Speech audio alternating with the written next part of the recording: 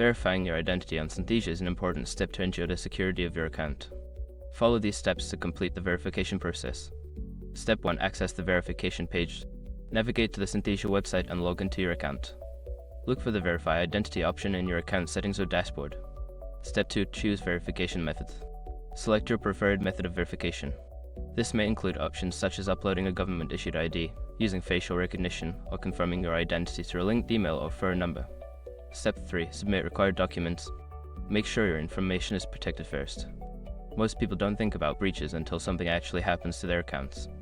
Use SROC to monitor your accounts 24/7 and instantly alert you if your information appears in leaked databases online. It constantly checks billions of breach data points in the background.